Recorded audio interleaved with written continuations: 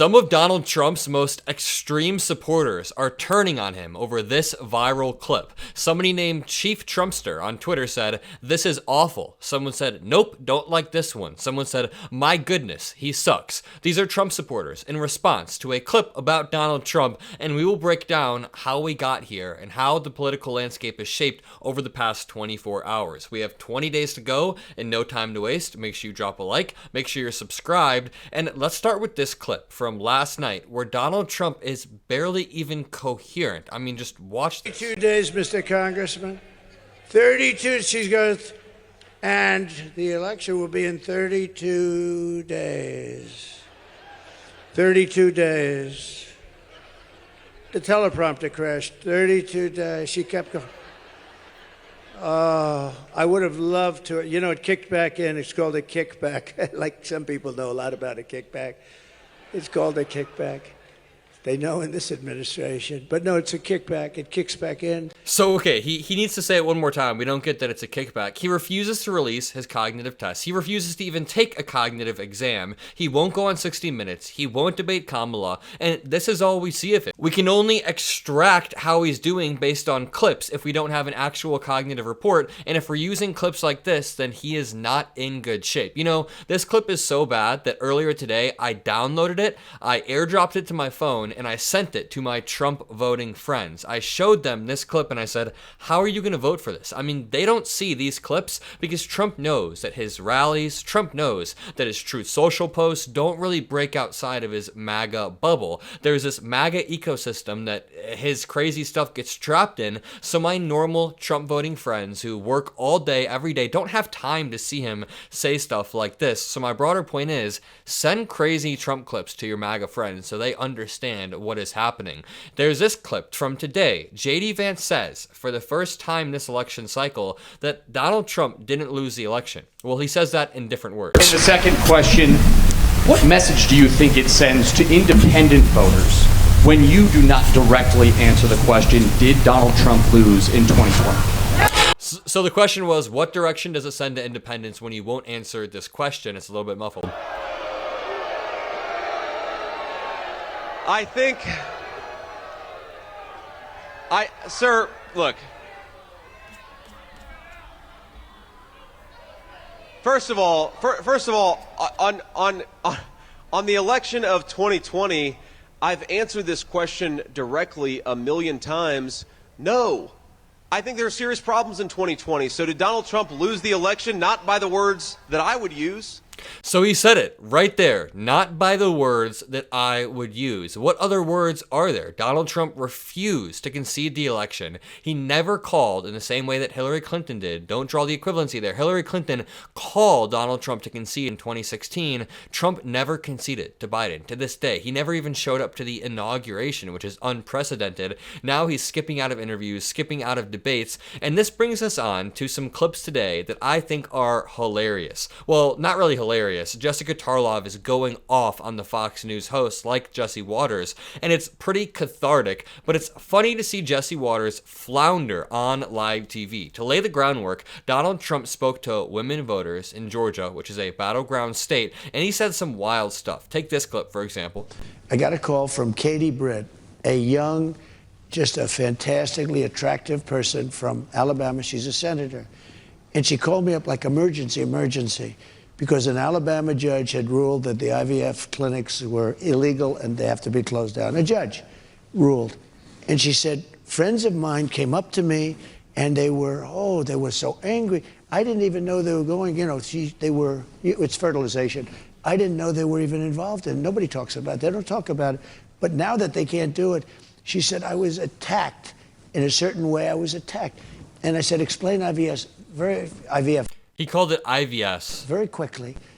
And within about 2 minutes, I understood it. So he didn't know what IVF was until he was almost 80 years old. He didn't know what NATO was until he was the president of the United States. And Congresswoman Sidney Kamla-Gardove said, pretty sure the father of IVF would know what IVF is before pushing for the Dobbs decision that enabled it to be banned. Trump called himself the father of IVF in the same interview, and that is what prompted Jessica Tarlov to go off. Watch this clip. There are other women at the table. What were you offended by? Let's hear it. Okay, well, I'm glad that you asked. I was offended by him calling himself the father of IVF and then saying that Senator Katie Britt is young and fantastically attractive, as if that's relevant at all to her concerns about her friends who have used fertility treatments in order to become pregnant. I was offended by the fact that he was asked by a voter, why is the government involved in women's basic rights? And he answered with saying, I think it's great. For 52 years, all the legal scholars, the best legal scholars, Democrats, Republicans, both of them, have wanted to get rid of it. And that's what I've done here. That is not at all how the legal scholars feel or how the American populace feels. And to the questions about lowering the prices of things, again, no real answer. I'm glad I know more about how donuts are made or whatever was going on there. But I don't think anyone walked away from that thinking that he had any sort of empathy for what's going on in women's lives all over the country. I mean, he kicked it off actually by kind of laughing at the Amber Thurman story. There was, Harris brought up that the family had put out a pre-buttal, and he laughs and he says, we're gonna have higher ratings, which seems pretty cruel. You could use that moment to say, I am so sorry that that young woman, a mother of a 6-year-old boy, lost her life. Jessica Tarlov absolutely destroyed Jesse Waters right there. And nothing about what Jessica Tarlov said is funny. The substance is very serious. But it's funny that Jesse Waters asked, what could you possibly be offended by? And Jessica Tarlov said, well, actually, I'm glad you asked. What were you offended by? Let's hear it. Okay, well, I'm glad that you asked. And then she absolutely destroys him. And when she brings up Donald Trump having no empathy, she actually cites this exact clip where Donald Trump says every scholar wanted Roe v. Wade overturned after a woman asks about abortion being a necessary right. Just watch how unhinged and disjointed this answer is. So, facing the question of abortion, women are entitled to do what they want to and need to do with their bodies, including their unborn. That's on them, regardless of the circumstance. Some are necessary to save their own lives. Why is the government involved in women's basic rights? Right, good. I think it's great, and I'm glad you asked it. For 52 years, this issue has torn our country apart. Every legal scholar, the great ones, every lawyer, but the Democrats, the Republicans, the liberals, the conservatives, they wanted it brought out of the federal government and brought back to the states for a vote of the people. And like Ronald Reagan, I believe in the exceptions for rape, incest, life of the mother. I strongly believe. You know, you have to follow your heart. Some people don't. It's a very small percentage, but you have to follow your heart. But It's just everything he's saying is absolute BS. And the fact that he bragged about overturning Roe v. Wade after somebody asked about it being necessary is why Jessica Tarlov is going off. Watch this next clip. Story. We are the worst. I would also just like to say that it's getting a little exhausting to hear about Kamala's crisis with men constantly when Donald Trump's crisis with women is bigger. I mean, she's absolutely right. It's funny because in this clip, Trump says that this was dividing the country for 52 years or whatever he said. And in reality, it wasn't really a problem until after you overturned Roe v. Wade, until the Dobbs decision was made. And now it is something that is dividing people en masse across the country. Honestly, a lot of people didn't know a life without Roe v. Wade being the law of the land. Now, before we get on to these Trump supporters flipping on Donald Trump, the onus is on us to promote our pro-democracy candidate, VP Harris. Or listen to General Milley, Donald Trump's top general. He has called Trump, and I quote, fascist to the core. Yep. And said, quote, no one has ever been as dangerous to this country. Say it louder. So think about that. General Milley served in uniform for more than 40 years, commanding American forces around the world. He has confronted some of America's worst enemies. And he is saying, no one has ever been as dangerous to our country as Donald Trump. America must heed this warning, because anyone who tramples on our democratic values as Donald Trump has, anyone who has called for the, quote, termination of the Constitution of the United States, as Donald Trump has, must never again stand behind the seal of the President of the United States. Never again. Never again.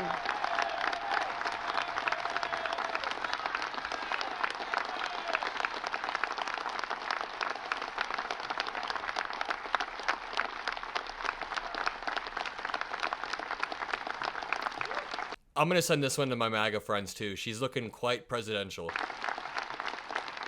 And to those who are watching, if you share that view, no matter your party, no matter who you voted for last time, there is a place for you in this campaign.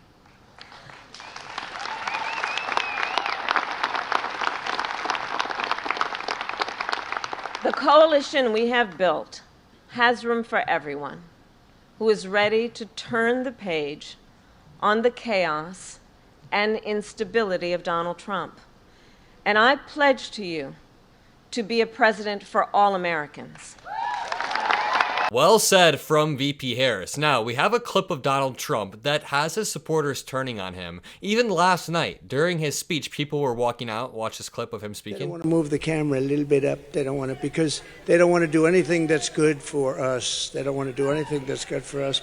And you know, he's complaining. He says that nobody ever leaves, but you see people walking out 20 minutes into his yapping. And now we have this video today, and they're not turning on Donald Trump for a reason that you may think. They're turning on Donald Trump because they want him to be farther to the right. So during Donald Trump's town hall with Harris Faulkner in Georgia today with the women, he said, we want to have as many people come in as possible, but they have to come here legally. So read that again. We want to have as many people come in as possible. That's what we say. He's sounding awfully liberal, and that's what his supporters are saying. They're saying he sounds like a weak liberal. And let me point out, this is coming from an account titled AF Post, which means America First Post. It's essentially a subsidiary of Nick Fuentes' America First movement. It posts vague Nazi America First stuff, but it's actually putting America last. It's all the antithesis of America. And Nick Fuentes and the people that support him are weirdos. I have met Nick Fuentes supporters at MAGA rallies.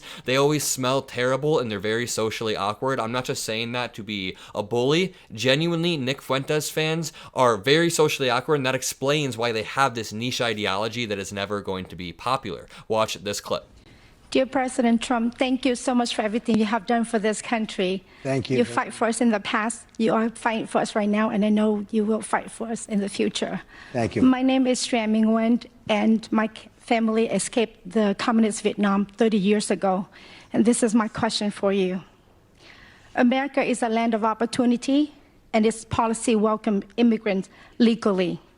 How different is your policy versus Harris when it comes to securing our borders and only accepting people to U.S. without causing any issue to our country? A lot of these questions seemed very vetted by the campaign or planted. The question is really, how are you going to secure our border? It's like the biggest softball ever. It's T-ball at this point. on the borders. Well, and people coming legally. Yeah. We want to have as many people come in as possible, but they have to come in legally.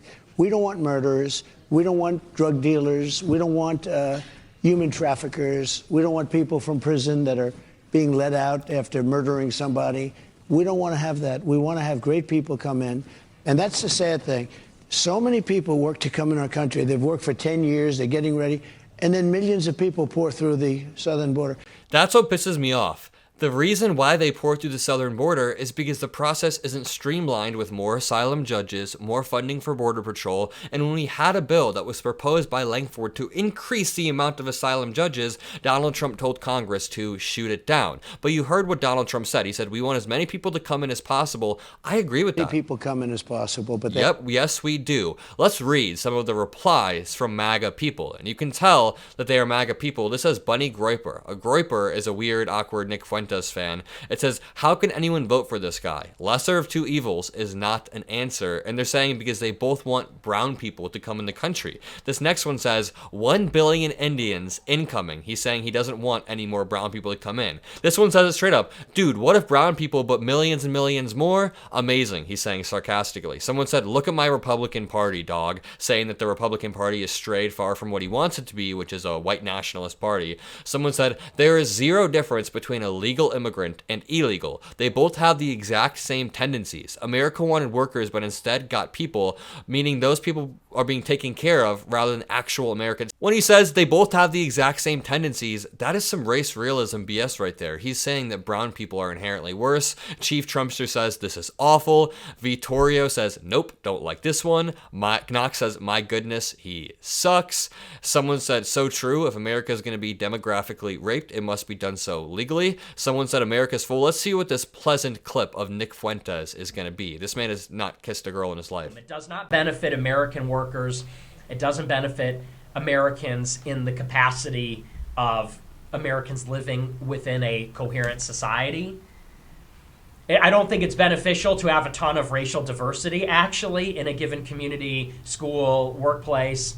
So it's not beneficial to the worker financially. It's not beneficial in a non-economic way. I mean, blue cities are backpacking red states in America and red districts, red cities, and they are very, very diverse. Diversity has always been key. These all-white districts aren't really contributing much to the economy. So it's just funny to me that Trump supporters are turning on Donald Trump, but not for the reason that you think. They're turning on him because he is too pro-immigration. He's not being fascistic enough. Someone said, trying to figure out why we need that many extra people. This is not the talk that got him elected in 2016. I mean, the goal is brain drain. It is to pull the smartest people out of other countries, the people that are able to immigrate here, and hopefully that boosts our economy in the long term, but they don't understand that. Either way, if you enjoyed this video, if you appreciate what I do, make sure you drop a like, make sure you subscribe. Have a great rest of your day. I'll see you in the next video. Peace out.